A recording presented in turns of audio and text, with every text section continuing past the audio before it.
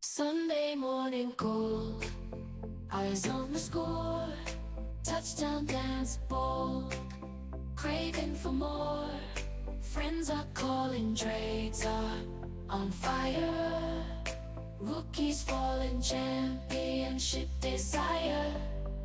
Fantasy football fever, chasing the dream. Top of the leaderboard, we're the winning team.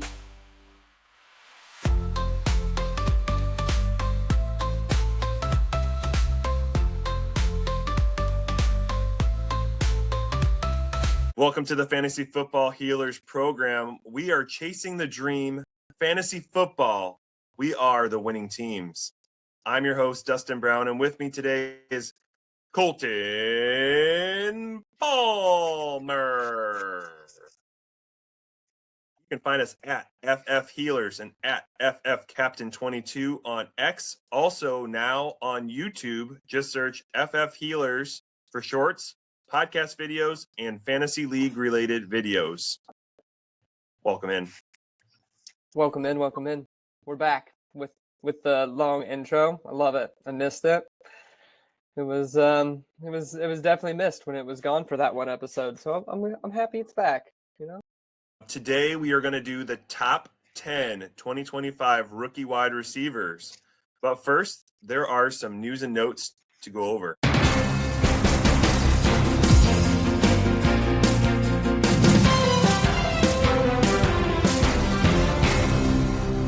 The Chargers have signed Trey Lance to a 1-year deal worth up to $6.2 million.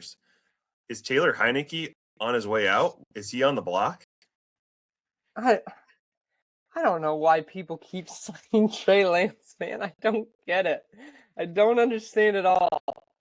I mean, this just goes to show how bad the quarterback market is that someone like Trey Lance is getting a deal worth up to 6.2 mil. I'm sure he's not actually getting paid that, but he's garbage. He's not a good quarterback, and he's still getting paid probably at least $1 million just to be on a roster. And here I am working my butt off to the bone to not even make a piece of that. So still just crazy quarterback needs in the NFL right now. So Colton, I'd rather have Trey Lance than Brett Rippon. I don't think I would. Quarterback. Are you kidding? Brett Rippon's been in the league for 8 years and he hasn't done a darn thing. He can't throw 10 feet in front of him. I mean, and then you've got Trey Lance, who we really haven't really seen anything out of yet. Yes, he throws a lot of interceptions, but he hasn't had a lot of play.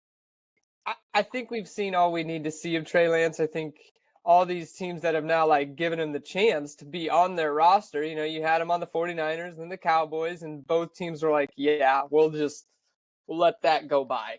That's all right. I mean, the Cowboys even paid a 4th-round pick to have him on the roster, and they still said, yeah, that's okay. We're not going to sign this man to anything. So I think we know what Trey Lance is, and he's not a good quarterback for the NFL. Do you know what year that Trey Lance was drafted? Oh, was that 2020? Was that the COVID year? It was close. 2021. 21, okay. Yeah.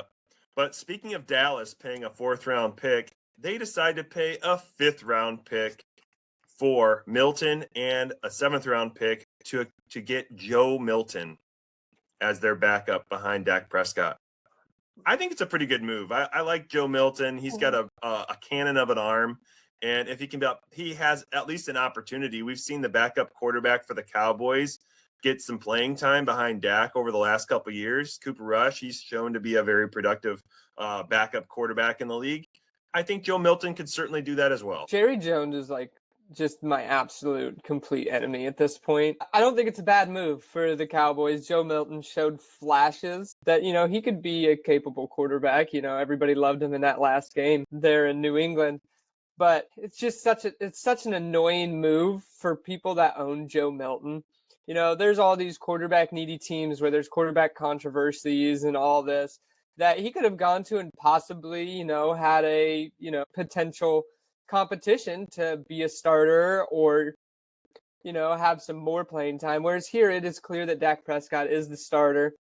I know Dak Prescott's had his issues, but he is getting paid, and he's going to Definitely be the the starter. Cowboys. Yeah, he's going to be the Cowboys starter. So there's no chance of Joe Milton being able to be the starter or even have playing time unless there's an injury. Anyone that was holding on to Joe Milton with the hopes of that, just all of that has been ruined. Case Keenum, the NCAA record holder for career passing yards and passing touchdowns while at the University of Houston, has been signed with the Chicago Bears. Behind Caleb Williams, he's there to mentor Caleb Williams, as he did with Stroud down with the Texans. Yeah, man. I didn't even know Case Keenum was still in the league.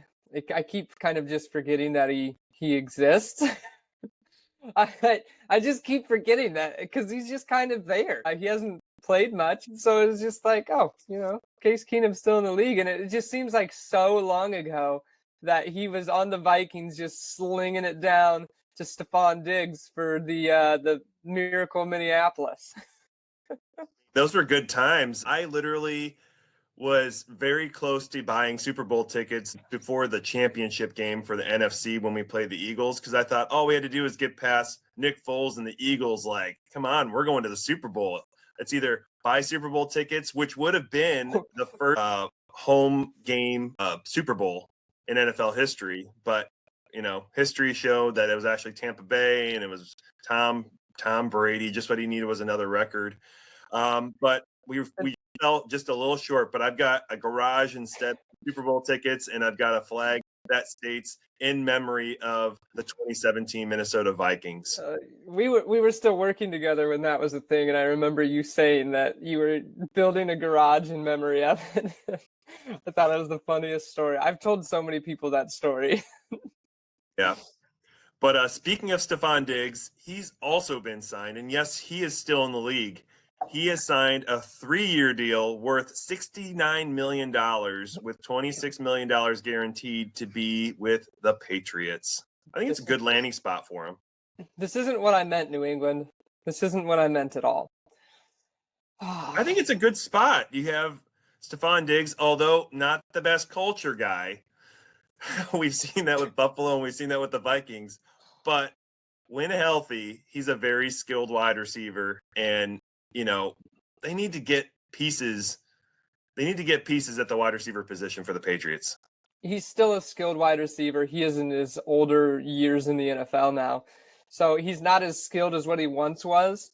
And he also brings locker room issues and can be a pain. And I have a feeling he is going to be absolutely nothing but trouble on this Patriots team, because they're not going to be the best team, and Stephon Diggs wants to be good and winning. The picture of him still standing there at the end zone, just watching the other team celebrate. I mean, it's just, that's what's going to happen every single game with the Patriots. I don't see them being a high percentage winning team. So I think he's just going to get frustrated, cause problems, and I think they're still going to need more help because he's just going to be a turd. I think there's a chance that he just gets upset and does the Antonio Brown, takes his helmet, takes his jersey off, throws it off to the side, and says, "Peace out, homies. I'm out of here." I don't know if he's that big of a diva. I don't know if anyone's that big. Man, that'd be rough to be compared to Antonio Brown. Your life is just not good if you're being compared to that man. So he's got a little crazy going on. But there's a possibility I could see him just being like, you know what, I'm just not playing. I have an injury or something. Got the old Allen Iverson. I can't practice. I'm hurt, coach. We're talking about practice. We talking about practice. Not a game. We talking about practice. We talking about practice, man. What are we talking about? Practice? We talking about practice, man. We're talking about practice.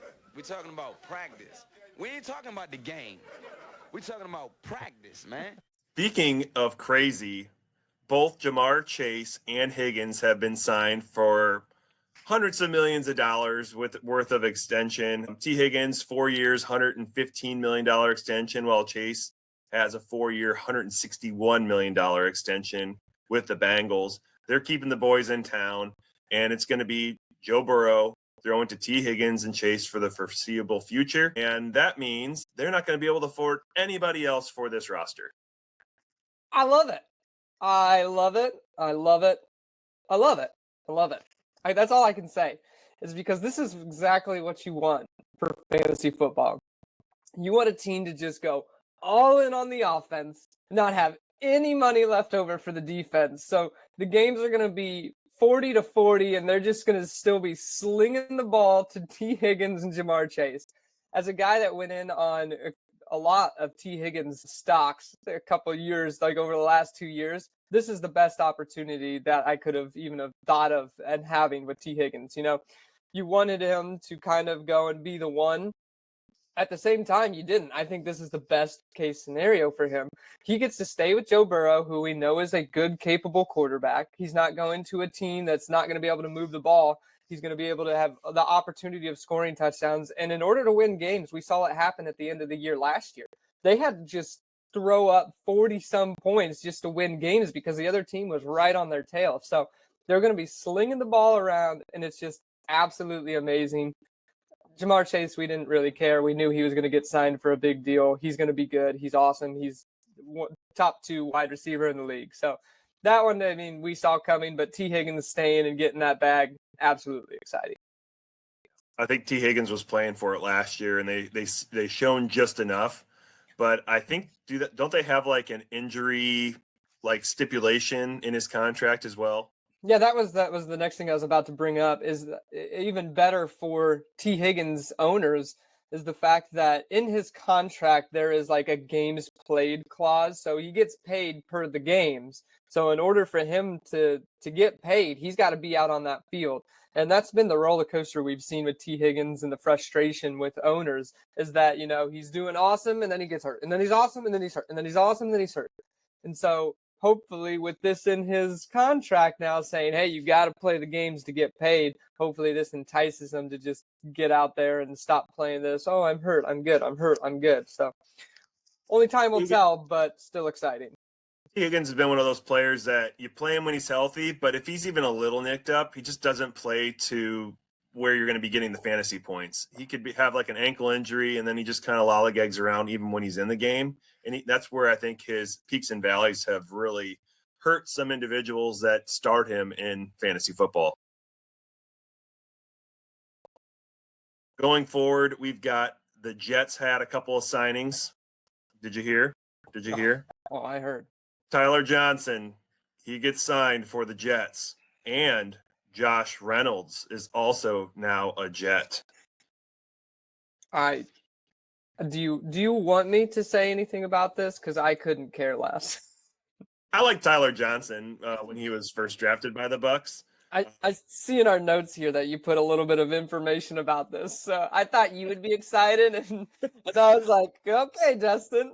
I was a little more excited before Josh Reynolds, came to town. But if I'm worried about Josh Reynolds, maybe I need to decrease my standards here for Tyler Johnson. But I liked him when he was drafted in the 5th round by the Bucks. He had a 34.5% college target share, 88th percentile breakout age.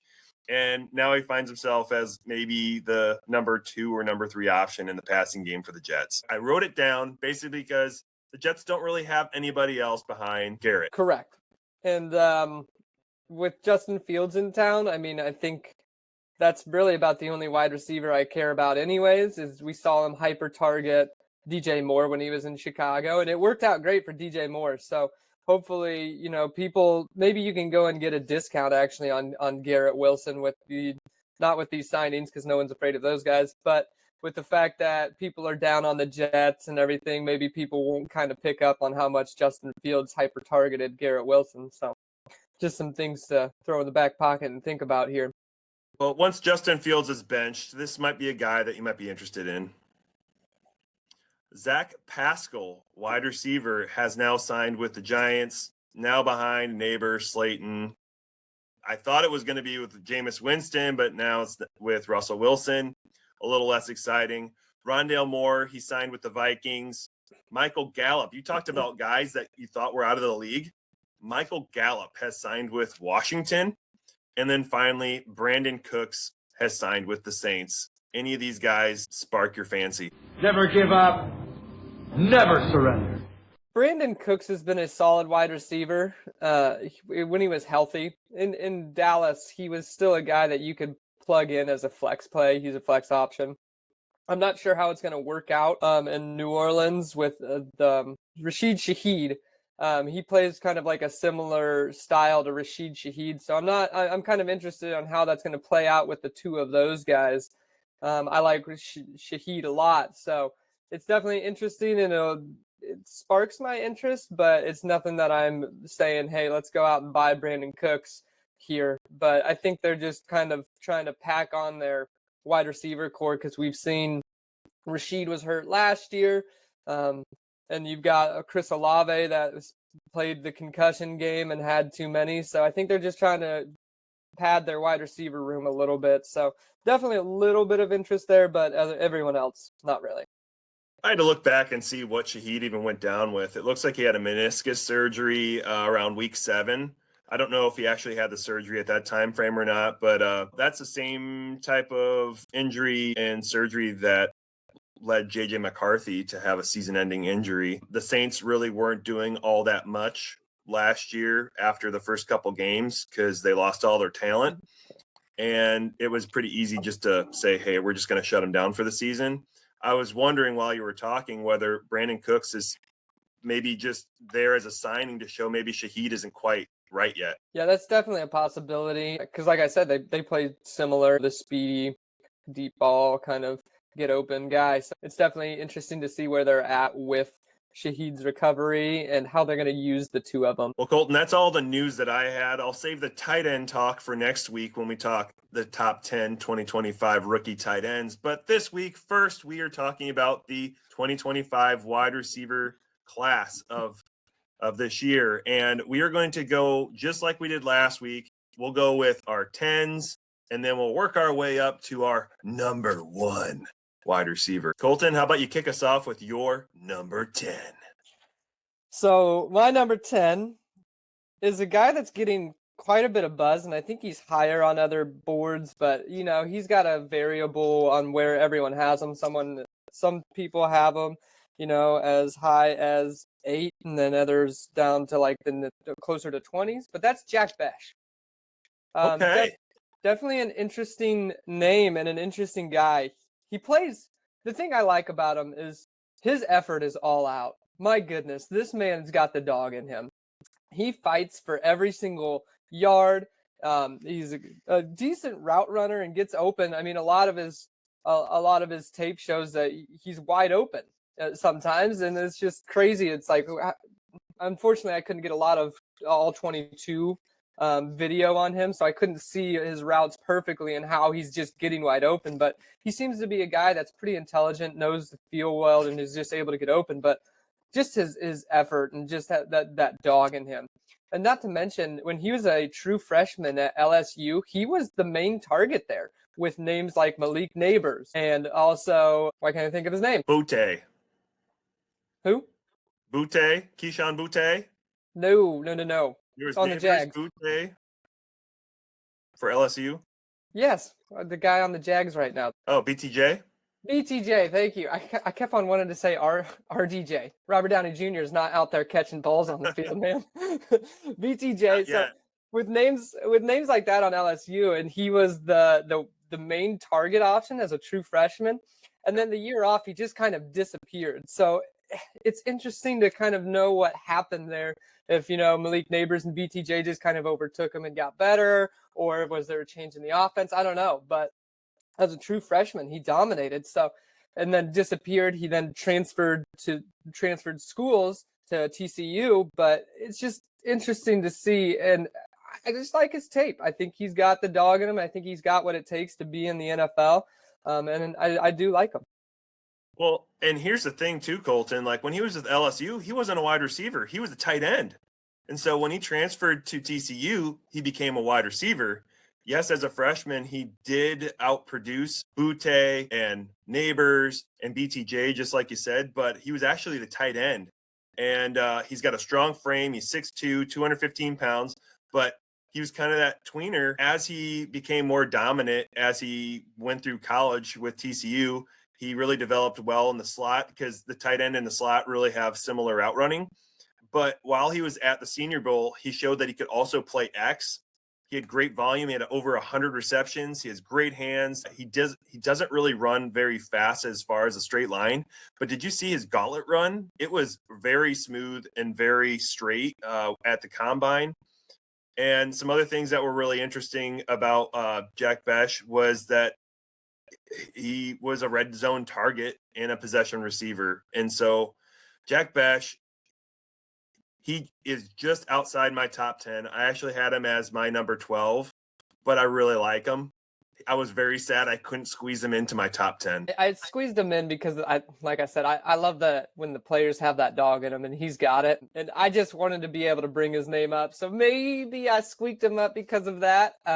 But I do like him a lot. At the Senior Bowl, no one could cover him. Yeah, I think he could be one of those sneaky upside guys, especially depending on his landing spot. You know, you could get this guy later and someone that can really increase in value pretty quickly. Yes. So my number 10 is a guy that you may not have heard of. When I was at the combine, I couldn't help but hear this guy's name. His family just sat just a few rows in front of me, and it's Jalen Lane of Virginia Tech. He's 5'10", 196 pounds.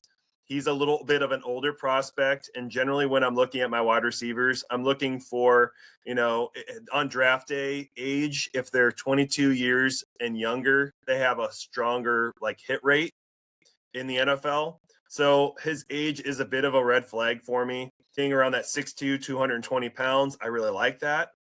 College dominators, something I look at, early breakout age, college yards per receptions, speed score, and then catch radius. These are all things that kind of make up how I like my rankings. But Jalen Lane, he had a 23.8% college dominator, making him a probable wide receiver 3 for a team. His college target share was 20.5%. He blew up at the combine. Only Jalen Lane and Isaac Tesla scored in the green for the 40-meter, the speed score, burst score, agility score, and catch radius at the NFL Combine. I thought that was a really neat, fun fact. And what's also kind of fun is not only was Jalen Lane's family just a few rows ahead of me, but we also saw Tesla's family just a couple sections over, and they were the only two families that I really saw cheering on their kids.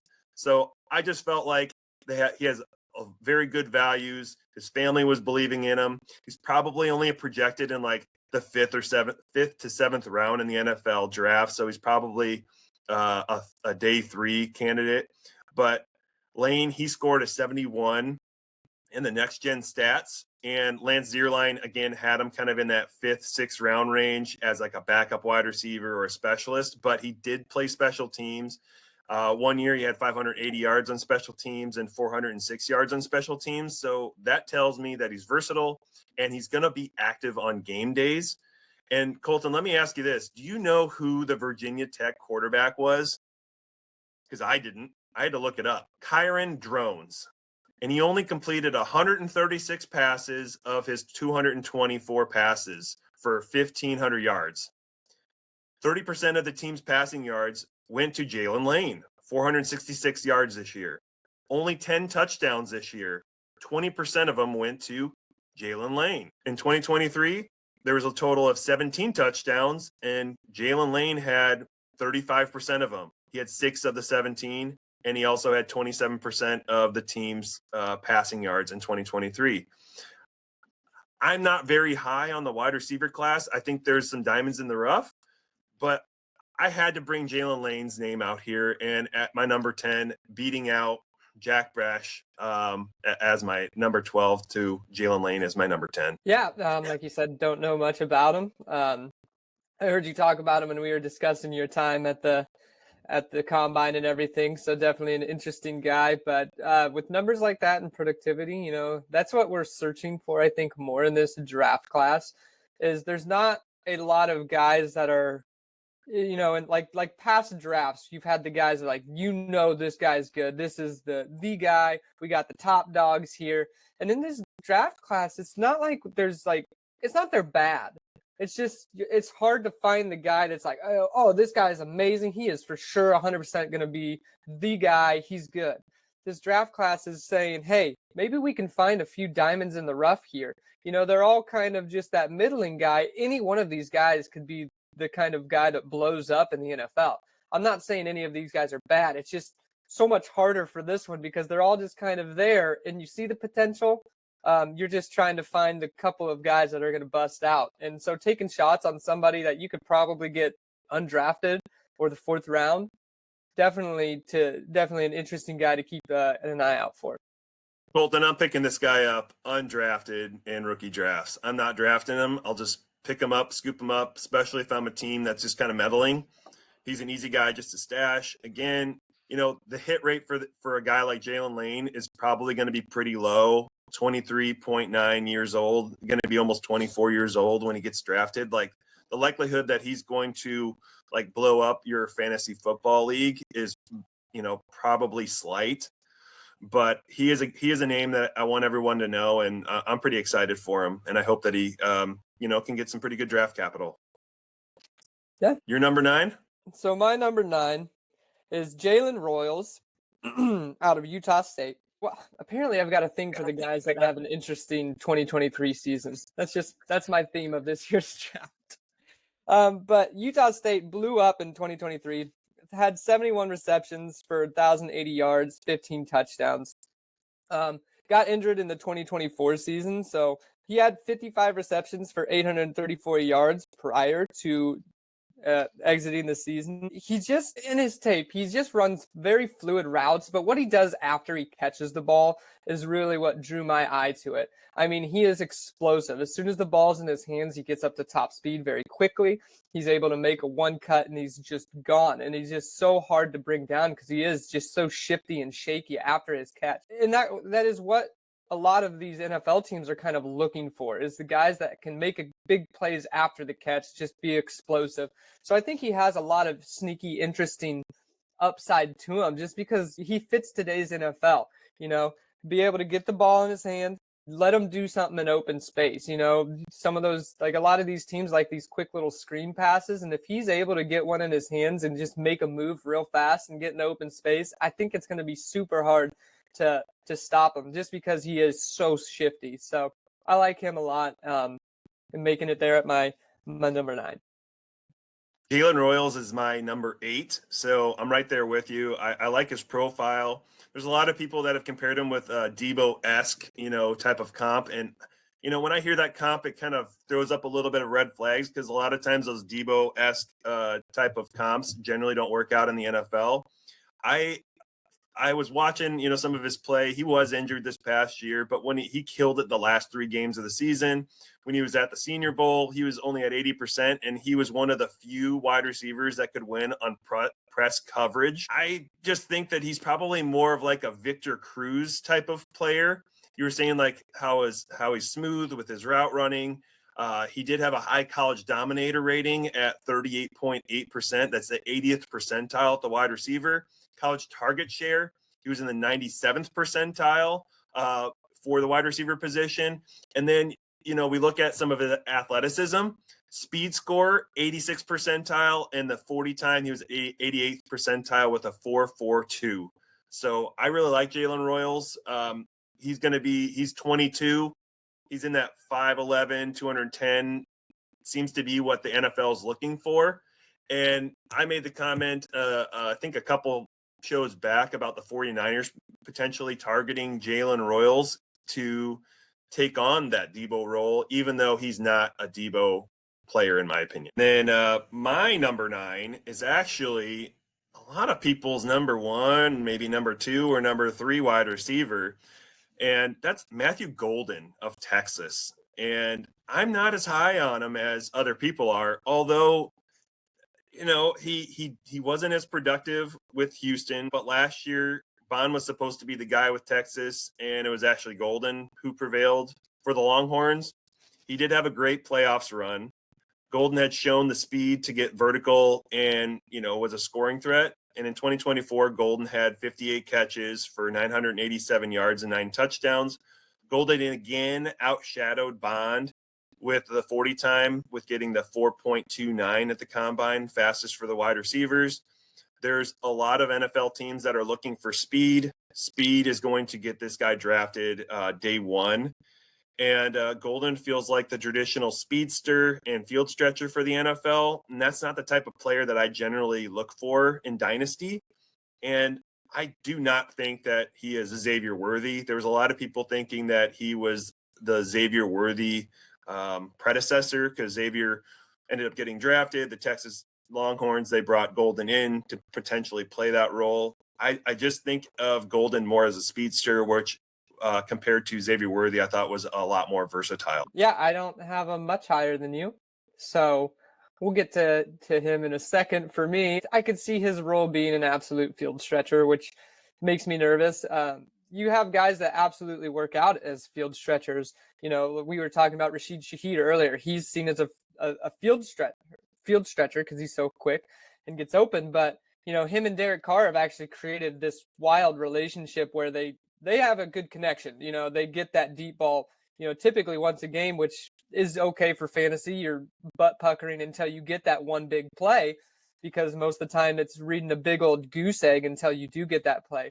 So sometimes that works out and pays off, especially, you know, if you're the underdog looking for a couple of those big plays to try to win. But I could see him just playing that role in the NFL. He does run pretty decent routes in the midfield, and I like that version of him as well. But it's just very dependent once again on landing spot, and so many people are so high on him. I could see him going first round in a rookie draft, and I'm just not willing to spend that capital on him for someone I think is a high risk. Yeah, I really don't see myself really drafting Matthew Golden. There's going to be someone in the league that's going to reach for a Golden, especially after he gets drafted in the first day of the NFL draft. I'll be out on him. All right, on to my number 8, I believe. Yep. You already heard my number 8 was Jalen Royals, and so let's see who your number 8 is. So my number 8 is actually Jalen, as in Jalen Noel. Noel? I don't know. Noel. Jalen Noel it's of not- Iowa State. It's not like Christmas. It's not Noel. Nope. He's actually came out, I think it was around the Senior Bowl time frame where he came out and pronounced his name as Noel. Noel. No. Well, I am so sorry, Jalen Noel. But I like Jalen Noel. He's got a lot of potential to play in today's NFL. He is a guy that creates a lot of separation, which is what I really liked on his tape. He does his footwork, and like he does these little jerky movements like a head motion, or like kind of twists his body a certain way to get the defender to kind of either fake them out or like twist their body the wrong way, and he just breaks it off and gets huge separation. And I think that's one of the big things I really like about the NFL. About a wide receiver that could be in the NFL is that separation, especially if you go to a team with a less experienced quarterback that's not as confident in their skills to throw to a 50-50 ball. You know, the newer quarterbacks really like that separation and to see that guy open. So if he goes to a team with a younger quarterback, I could see him really working out, especially if he can continue that to the next level of getting that separation, which is one of his big things that I really like about him. He is very explosive as well. You know, he ran a 4.39 at the combine, 41.5-inch vertical, which is absolutely a huge vertical. So he has the explosivity and is able to get that open, and then also that separation. Jalen O also, he was a big play guy. He won press coverage at the Senior Bowl. Again, there was only like 3 or 4 guys that ended up beating the press coverage. He played strong slot. He made like a tough sideline catch, one that stood out for me at the Senior Bowl. That was pretty cool. He could play anywhere on the field. He was elusive and quick, like you said, sure hands. He did have the 72 catches for 1,000 yards and 7 touchdowns. And he was also had solid production in 2023 with 820 yards and 7 touchdowns. He got better every year in college, which is what I like to see. He showed like the development. And Noel, he has like the Rashee Rice comp, which I'm not sure about that. I feel like I liked Noel better than Rashee Rice coming out. He had also a ton of big plays. He had 7 50-yard plays in college last year. He has immense upside. If he continues to produce, I feel like he has immense upside. Thanks, man. Yeah. Let me see where I have him ranked. He's my number 6. Oh, you're higher on him than I am. I am. I thought. And I don't Oh, really you have a would be. whole I don't really have a whole lot more to say in regards to Jalen Royals. So I'm just gonna go onwards. Number 7 I have is Trey Harris, the wide receiver of Ole Miss. 6'3", 210 pounds. I initially had him higher in my rankings. And if you just looked at the combine and you're like, oh, well, he's a little slower than I thought. Actually, no, he ran about as well as what we were expecting. He ran a 4.54 40, which is in the 53rd percentile. His speed score was in the 65 percentile. He had a very large dominator rating, reaching that 35% threshold, 35.8% threshold. That could be an alpha-esque wide receiver. His age, again, it's just a little bit high. It's 22.9, and I think that's maybe why he's a little bit lower than some of these other guys. But it really wasn't what he did at the combine that lowered him. It was more that there was a couple guys like Noel and somebody else we'll talk about here shortly that overexceeded expectations, and that's what drove them past Harris in my works or in my model. That makes me a little bit sad. A little bit sad. I like Trey Harris. I wanted him to be higher, but he is my number 7. So Trey Harris is my number 2 wide receiver. So I'll just throw Let's that hear out it. there. I'll throw that out there right now. Like I said, I really have a thing for the wide receivers that have that dog in them. And I think that Trey Harris absolutely has that dog in him. He's gotten better year in and year out. 2024, he did have a groin injury that held him out of 5 games. But he still threw up some solid numbers. He played the 8 games, had 60 receptions for 1,030 yards before going out, which, finishing out a complete season, you're looking at probably 1,600 yards at Ole Miss. So it's not like it's a no-named, school where he isn't performing, against a weaker competition. He was out there and he was absolutely dominating prior to getting injured. And he had that dog in him. I mean, he would go up and just rip the ball from people's hands. A lot of people profile him as this 50-50 ball catcher or a downfield threat. But there's a lot of plays that I saw him just get open. Defender would close in on it. I don't think he had the best quarterback play, but I know a lot of people like Jackson Dart. I saw a lot of balls kind of go right behind him, on running like a crosser. And he'd have to twist around his body, and he would just rip it from the defender. I really liked him a lot, and I could see him absolutely working out in the NFL. Maybe he's not going to be the alpha, but I could see him being a very dominant wide receiver too. I really liked his tape, and I absolutely love Trey Harris, and I think he has the potential to be a very, very good wide receiver in this league. Yeah, and Colton, you said, injury-riddled season, and he still got 1,000 yards. He had nearly 3 1,000-yard seasons. The year before, 935 yards. The year before that, 985 yards. And I thought this was a fun fact. Did you know that he played high school quarterback and threw the ball to Malik Neighbors? I actually did hear that. Did you know his name is also not Trey? What is it? His real name is Cleveland. He is Cleveland. I can't remember his middle name, but the 3rd, so that's why he goes by Trey. So are you telling me he's going to get drafted by Cleveland? Is that what you're telling me? Because then I got to lower him down a little bit more. I know that. Don't say that. I don't want to. Certainly lower than 2. that would definitely drop him in my boards if he goes to Cleveland. Cleveland Joseph Harris III is his name. And that would not be great if he goes to Cleveland. Maybe he just goes to a team where he can beat Cleveland every year. It'd be better. Colton, who's your number 7? So my number 7 is my number 8's teammate, and that is Jaden Higgins. So Jaden Higgins, the 2 Iowa State wide receivers. had a solid production. The thing with Jaden Higgins is his size actually scares me. We're going to get into this with another wide receiver for me. He's 6'4", 215 pounds. The dude is an absolute giant when it comes to wide receiver and his height. We've seen these wide receivers not work out quite as well in the NFL, being 6'4". He does have some speed with that height. He's ran a 4.47, so he's able to do that. He's a contested catch kind of guy, though, too, which isn't my favorite. But he's able to be that deep threat with his size and everything. And, you know, if you're looking for some upside, he's able to do it. He's just had such high production. He was 87 receptions for 1,183 yards and 9 touchdowns. So he does have the production. He looks good on tape. I just have some big worries with him and his size going to the NFL.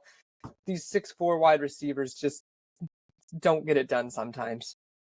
Yeah, I had him listed as 6'3", 215 pounds. Yes, he is the big frame. He's physical, like you said, but he's an unbelievable route runner. A lot of times when you get these big wide receivers, they like cut corners. They just use their size to kind of body guys. But his route running ability, I think, is going to help serve him in the NFL. He had the largest wingspan of any wide receiver at the Senior Bowl. Top 10 nationally this season in both catches and receiving yards. He's been comped to Courtland Sutton. I actually liked Courtland Sutton when he came out. I think Jaden Higgins can maybe be a little bit more athletic and more physical than Courtland Sutton. So maybe he's a beefed up version of him. I'm a bit higher than you, Colton, on him as he is my number 5 wide receiver in the class. Daniel Jeremiah said that he's going to get picked in the second day of the NFL draft. I think he has a chance to be drafted in the first round. With this wide receiver class, like I said prior, it's just not a lot of guys that everyone's coming out saying, you know, this is the true guy. He's the best, blah, blah, blah. Some of these wide receivers I could see being artificially pushed up into the first round or early second. And just due to the lack of, you know, not being the strongest class. So I could see him being pushed into the first, especially if there's a team that really likes him and his size. I just find it would be a hard time to spend a first round on him. So he was your number 7. That was Jaden Higgins. I've already said Trey Harris was my number 7. My number 6, Jalen Knoll, Iowa State. I had a hard time picking between Jalen Knoll and Jaden Higgins. The Iowa State boys, I have them in the same tier, and I've been kind of flipping and flopping, who I had at that range. But ultimately, I thought Jaden Higgins was the alpha with Iowa State over Jalen Knoll, but they both looked very productive in college. They both got better each year, and I think both are going to be picked by the end of round 2 in the NFL draft. So my number 6 is Matthew Golden.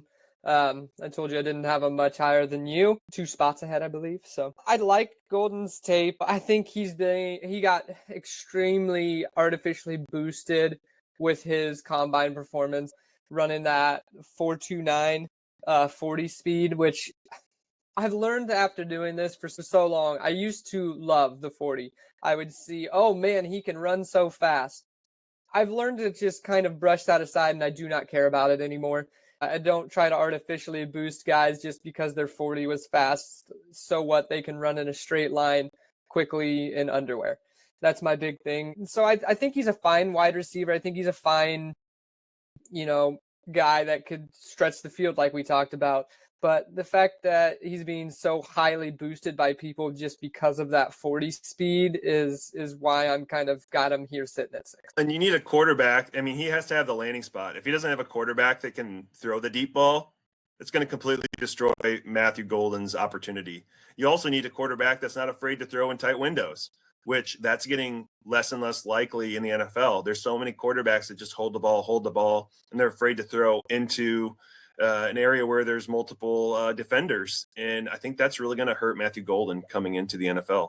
And Matthew Golden, to be clear, was not 2 spots behind you. It's 3 spots. I don't want to exceed his expectations. He barely made my top 10. He's my number 9. And I think the only reason he is at 9 for me is because he's expected to have the high draft capital in the first round. and he had a very fast 40 time. But we've seen it with guys like John Ross that they're fast, but it doesn't like transition to the NFL, and that's what I'm afraid of with Matthew Golden. I'm going to keep you talking here, Colton. Who's your number 5? My number 5, and this is someone that people are kind of up and down on him as well. And I've seen him in people's rankings as high as 6, so I'm a little bit higher than some people, but all the way down to 15 is kind of where I've seen him ranked, and that's Alec Ayomanor. Ayomanor. Interesting prospect here. The fact that he has some production, but a lot of it came within one game. But that one game where he absolutely dominated was against one of the best corners that we see coming out of this draft. Also a very good wide receiver, unfortunately. But he absolutely just dominated Travis Hunter. And I saw the spark and the upside of Alec Ayomanor. He is a taller wide receiver, I believe. What was he, 6'2"? 6'1" is what I got down. 6'1", Okay. 210 pounds. So yeah, he has some interesting weight and height to him and everything. And I just really like him. He was just able to dominate that one game against someone that was a good corner. Maybe Travis Hunter was just having a down game. But everyone keeps talking about how Travis Hunter is a lockdown corner. You know, he's not, people weren't able to get open against him, where Alec Ayomanor just absolutely dominated him. Went for like 200 some yards that game, I believe. So just seeing that potential upside and the fact that he could do it is kind of what sparked my interest. And when they asked him to do it is when he did it. So definitely there is some possible downside to him because he didn't do it consistently. The rest of his season was kind of just okay numbers, but just seeing that one game, and I don't know if you watched that game, but man, it was fun to watch him play in that one. So maybe artificially boosted, but I liked it.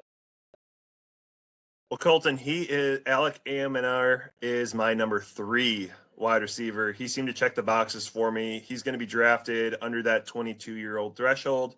He's an early declare.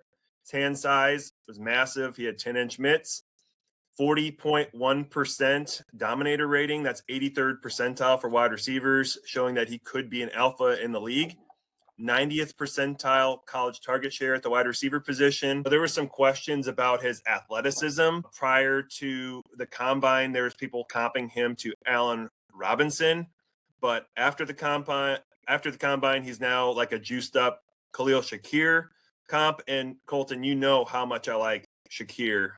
This guy is, like you said, he's somebody that dominated Travis Hunter, but that's not the only thing that you can take out of his game. And he did opt out of the Senior Bowl, and that tells me that the NFL likes this guy. Again, this is a guy that I think could get drafted as early as round 1 in the NFL draft. He's my number 3. Man, we are just all over with the We're jumping around here. It seems like I've got a couple guys, like whenever you say it's like, oh, I'm 2 spots ahead, and then there's been a couple of yours that were a bit higher, like Trey Harris than myself. So just looking back, I know it's been kind of bouncing around here, so I just wanted to just review that my number 5 was actually Jaden Higgins.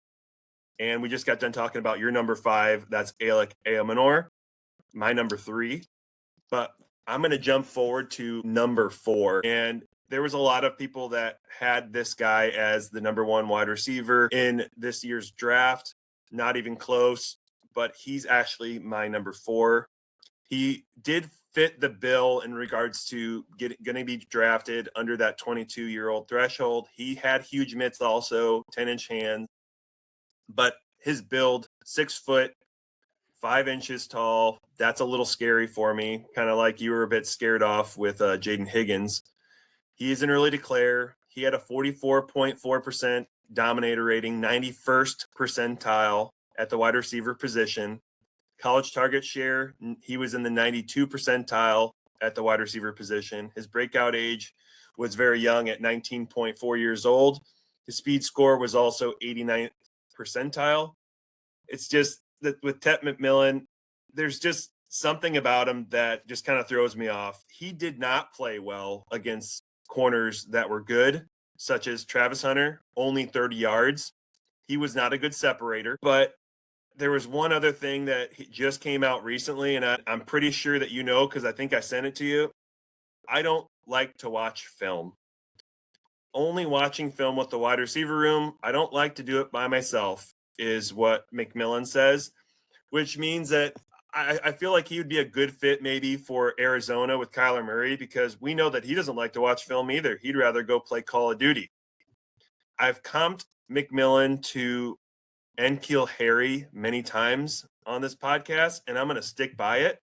And imagine Colton if he's actually drafted by the Patriots at pick 4.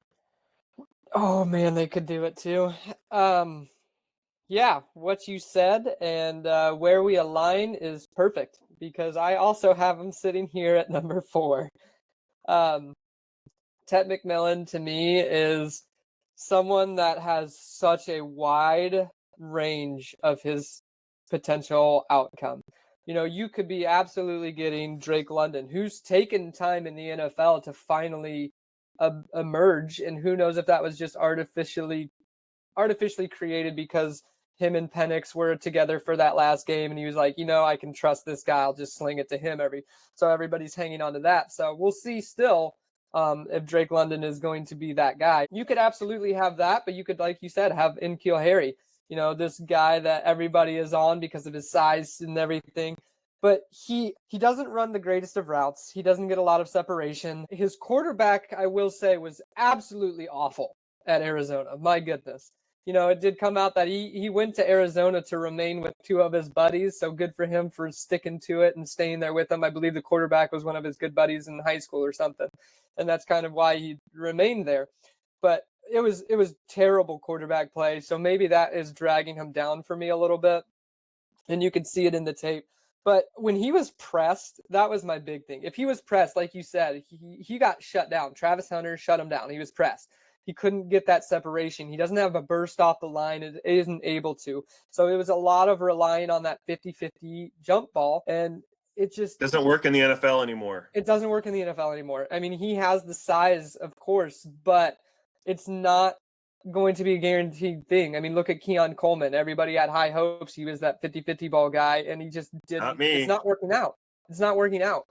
It just doesn't work as well in today's NFL. Sure, you have some guys that can do that 50-50 and be a red zone threat, but then you're relying on touchdowns, and you're relying on that. And I could see that happening to him. And with his just limited route running and everything, I'm terrified of him, and I could see him absolutely not working out in today's NFL. Sounds like we're lockstep there at number 4. Who's your number 3? My number 3 is the Ohio State wide receiver that should have came out last year. Really wanted to draft it, or really wanted to boost his stock, and he did what he went to do. He really went back, won a national title. But Emeka Egbuka is my number 3, and I'll tell you why. A lot of people have him, 1, 2 in that range, the top 2, usually number 3, anywhere in the top 3 is pretty much where he's going. There's nowhere that really has him much lower than that. But the reason I have him personally at 3 is because I 100% think Emeka Egbuka is a high floor, but a lower ceiling play. Don't hear what I'm not saying. I love Emeka Egbuka. I think he has beautiful hands. He can catch anything that comes his way. His route running is crisp. He runs well, like very good routes. He is right where he needs to be whenever he needs to be. He plays primarily from the slot, which in today's NFL is kind of fine that we're seeing. A lot of people get turned off from that. I'm not, as you'll hear from my number 1. But Emeka Egbuka is that guy that I think is going to work out as a wide receiver 2, day in and day out. He's going to get you just solid points you need every single week, But he doesn't have that ceiling for me to be, I don't think he's ever going to be a wide receiver 1. Maybe he sneaks into the back end one year from getting a lot of catches. But that's what he's going to have to come off of. He's going to have to get 100 receptions because they just keep peppering him with targets. He's going to have to be a guy that gets a lot of targets. He's not going to be the guy that's making the explosive plays and big plays and everything like that. He's just going to be a dependable dude. So that's just why I have him at 3, is just because I think he's more of a floor rather than a ceiling play. Colton, as we've done throughout this whole podcast, just take the number 3 and subtract 2, and you'll find out where I have them. I have him as my number one wide receiver. And I heard on many podcasts over and over again about the high floor, low ceiling. But you know what doesn't get brought up is that he had to compete with other great wide receivers at Ohio State, Marvin Harrison Jr., JSN, Olave. And guess what? Emeka Egbuka is Ohio State's all-time receptions leader. There's been a lot of Ohio State wide receivers. They're kind of calling it wide receiver U there at Ohio State, and he's the leader now with the receptions record. You can't just tell me like, oh, well, he's got to have the targets. Well, of course, all these wide receivers have to have the targets, and I think that Emeka Egbuka is going to be a target earner, and I think he's easily going to have over 100 receptions each year. I mean, we've seen Keenan Allen, be that PPR monster that you want on your rosters. And I don't play standard. I play PPR. So if I'm seeing that this guy can get open and he's going to be peppered, I want him on my roster. He is my number one wide receiver in the class. And I don't blame you at all. I do not blame you. My number one, the reason I have him flip-flop is probably because of I love him. I think he's great. Don't hear what I'm not saying. I get you. There's some slight stains in Emeka's profile. He was not an early declare, but as you said, he could have came out last year and he could have been that early declare. He got his championship. College Dominator, we want to have like a 35 plus College Dominator rating to kind of show that alpha mentality. He only had a 26.1%, but again, he had to compete with a number of other wide receiver ones in the league. So, I mean, you could explain why the Dominator is a little bit lower compared to some of the other wide receivers that we have in our top four. College target share, he still had a 24.9 percentile target share, which is 73rd percentile at the wide receiver position. His early breakout age was still 19.9. And then some other characteristics that I don't really care a lot for is that he didn't compete at the combine, so we don't know what his speed score is. We don't know what his 40 time is, so he is a blank box prospect. But I feel like I've seen enough on the tape to see that and the competition that he played at Ohio State, this guy's productive, and it made it a little bit easier for me to keep him at the number one. Yeah, my only argument for him having to play behind all of those other guys is the fact that he was at Ohio State and he always was that number two option because there's so many wide receivers that come through there. But, he sat behind Olave and then he sat behind then Marvin Harrison. And then it was Jeremiah Smith this last year. He was just always that number two guy. I just see that continuing in the NFL. I think he's going to be an amazing wide receiver too. Like you said, Keenan Allen, he's that PPR high upside guy that I think he's going to get the volume and I love it. But that's just his floor is super high, and I do love that. But if you're looking for an explosive person that can, crack the top six, I just don't think it's him, which is why I just place him at 3. Still love Emeka Egbuka. Your number 3 was Emeka Egbuka. My number 3 was Alec Eomanor. Your number 2, if we look back, was Trey Harris. Was there anything else more that you wanted to talk about in regards to Trey Harris before I give my number 2? No, like I said, I think he just has that dog in him, and I think that he has the potential to really explode in the NFL after watching his last year's tape with him just absolutely dominating at a strong school there, and I like him a lot. That's about it. All right. Well, your number 1 sounds like he's my number 2, I would think. So do you want to take us to your number 1, or you want me to just say the number 2 first, I guess, to keep it in order? Yeah, go for it. Okay. My number 2 is none other than Luther Burden. What did I do here? There he is. Accidentally pressed the delete button on my analysis doc. Luther Burden, I cannot delete you from my rankings. Early declare, he's going to be very easy. He's one of the youngest wide receivers that's in this class, 21.2 as far as his age. His height, 5'10", 208 pounds. He kind of fits the mold for today's modern NFL. Early declare, love that.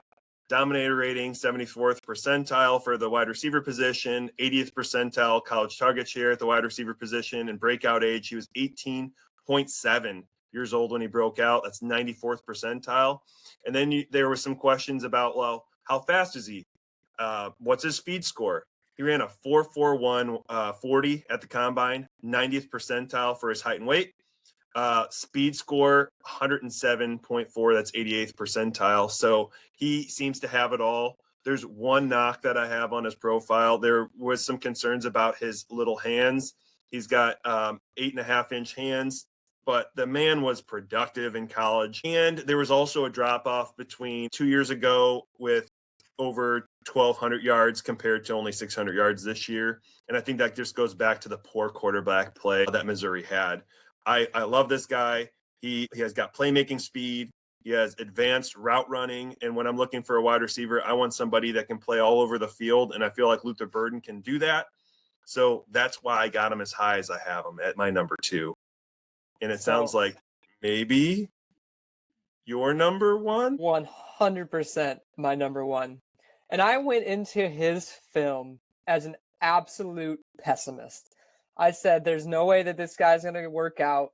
A guy from Mizzou, I was like, I don't know how much I really trust it, care, blah, blah, blah. I've heard a lot of ups and downs on podcasts as well about this guy. I went into his film saying, I'll probably have him ranked, maybe mid, like 5 or 6 after everything I've heard. I came out of his film absolutely in love with this wide receiver because he was their whole offense. I mean, he was it. He is all they had. And they were ranked as high as Mizzou was number 6 in the nation at one point in time. And that is all because Luther Burden was just roasting guys. He was hard to bring down because he was so shifty. He could play. He's primarily a slot player, which still works for today's NFL. But they had him on runarounds where he would get into open space and make guys miss. They would have him run short passes and screens. He could get down the field and get open. He was just a fun player to watch, and he's just so explosive. Once he gets the ball in his hands, he makes a couple moves, makes some guys miss, and he's just gone down the field. And he did it time and time again against these big-name schools. I mean, Mizzou's in the SEC. It's not like he was, once again, facing these low-level schools and doing this and roasting guys. He was dominating in the SEC. So I just absolutely loved what he could do with the ball in his hands. And, depending on where he lands, he could make me even more excited. If there's a team that could, manufacture these touches and want to use him to his skill set, I mean, the ceiling is just so high for him. He was absolutely 100% a lower floor play. I'm not going to say he is a guaranteed lock, going to be an awesome wide receiver. I mean, there's still some risk I could see with him, and there's a potential that this doesn't work out in the NFL. But the fact that he has such a high ceiling and with such explosive play is what I like to see.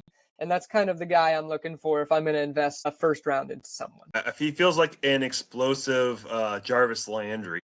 I don't hate it. Jarvis Landry was a bit slower, but, if you put some rockets on his legs, I feel like he'd have a similar profile. But he's going to get peppered a bunch. Missouri was a concern for me as well if I was Skelman watching. But he did have offers to Alabama and Ohio State, but he ultimately wanted to stay home in Missouri, and that's why he stuck with Mizzou. Nice. Didn't know that. And then that was your number 1. Your number 1 was Luther Burden. My number 1 was Emeka Egbuka. And that's our top pretty 10. much that's pretty much the top 10. You want to roll through your top 10? You can go in order from 10 to 1. So number 10, Jack Besh. Number 9 was Jalen Royals. 8, Jalen Knoll. Number 7 was Jaden Higgins. 6 was Matthew Golden. 5, Alec Ayamanor.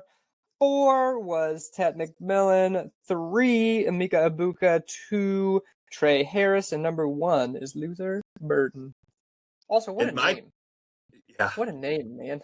Just a villainous name. My number 10 was Jalen Lane of Virginia Tech. Matthew Golden, Texas, was my 9. Jalen Royals, Utah State, number 8. Number 7, Trey Harris, Ole Miss.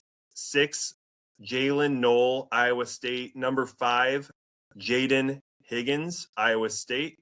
Number 4, Tet McMillan of Arizona. Number 3, Alec Amanor of Stanford.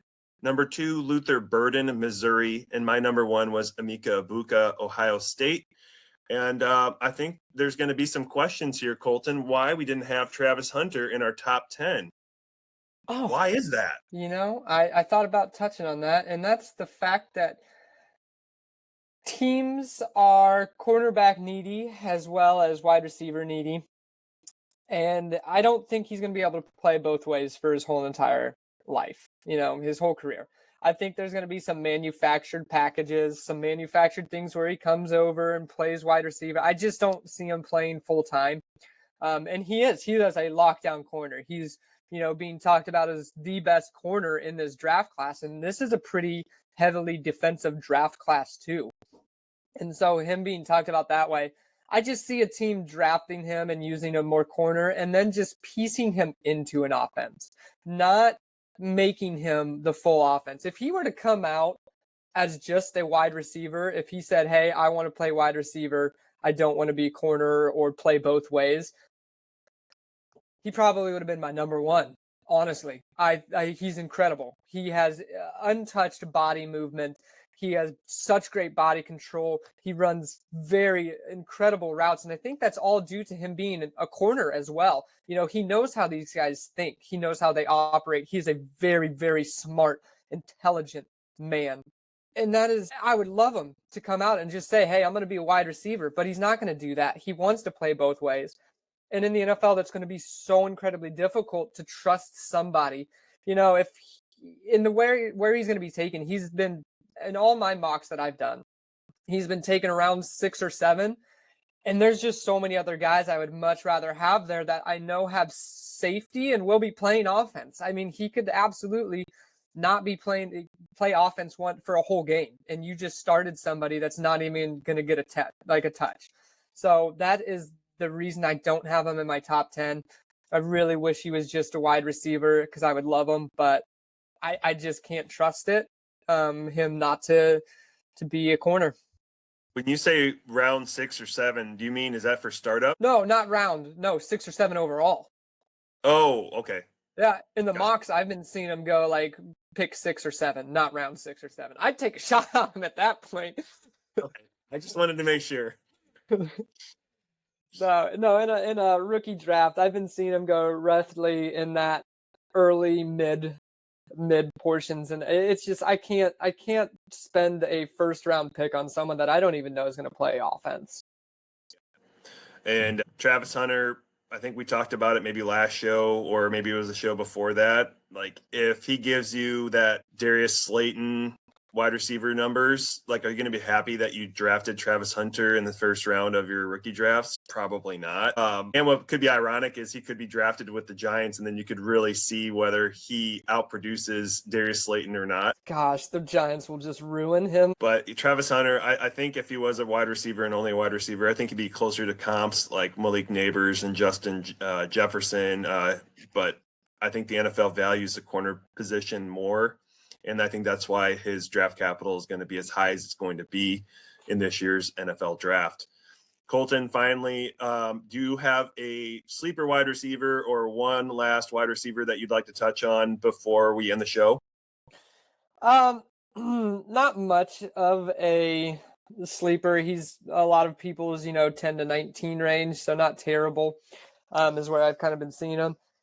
We talked about him a little bit, and he doesn't crack my top 10, but he's definitely an interesting name, and that's Xavier Restrepo out of Miami. He's got interesting numbers, and he makes a lot of awesome catch, but also makes a lot of stupid drops, in my opinion. Him and Cam Ward have a decent connection, and he has an interesting production profile. But, he just has some boneheaded mistakes to me. But if he could get those cleaned up, he could absolutely be an interesting wide receiver for me. He does have, some decent route running and make some incredible catches. But, it just couldn't crack my top 10. I've got him sitting around 12. But definitely a guy that's interesting and tied to Cam Ward there. I had him as my number 24 wide receiver. With Xavier Restrepo. I was not. I at the combine, he was not interesting at all. He wasn't a guy that I was really interested in. And didn't he just run like a 4.83 40 time at his pro day? I didn't hear that. I did not hear that at all. Yeah, I'm almost certain that Oh, that's what that's his was. It was take it not, back. I take it not, back. not good. I liked Jack Besh. I was going to talk about him. I was glad to see that you had him in your top 10. He was my number 12. My number 11 was Torrey Horton. There's been a lot of programs I've listened to that have really lifted Torrey Horton up. I'm not sure if you're familiar with Torrey or not. But just real quick, he's going to be 23 when he's drafted. He did have a dominator rating, 38.7%. That's 80th percentile. College target share was 27.9%, 84th percentile. And he was very quick. He had a 4.41, and he also had an 87th percentile speed score. So if you're looking for one more guy in the later rounds, and I think if you're doing your drafts before the NFL draft, I think you could get him probably in the 4th round of your rookie drafts. I don't think there's a lot of people talking about him. But after the NFL draft, I think this is a guy that's going to be drafted day 2, and that'll help increase his value in regards to rookie drafts. And you might see him go on like the back end of the 3rd round at that point. Nice. Well, Colton, that's another show for us. And next week, please stay tuned. We're going to go through the top 10 tight ends for 2025 next week for the rookie drafts. And then after that, the following week, we're going to go through the NFL mock before the NFL draft, which I'm really excited for. And I've been working hard on these last 2 weeks. Yeah, we all know Dustin loves a good tight end, so he's really excited for next week. I think we should all be excited for this tight end class. It's a fun class. I think we're going to have a lot more to share and a lot more to touch on. And I think our rankings are going to be all over the place. Can't wait to touch on tight ends. That's a good one, Dad. Please, if you like the show, please subscribe, press the like button on your podcast, press the like button on YouTube, follow us at FF Healers and at FF Captain 22 on Twitter X. We are the Fantasy Football Healers, and we're out. Salud.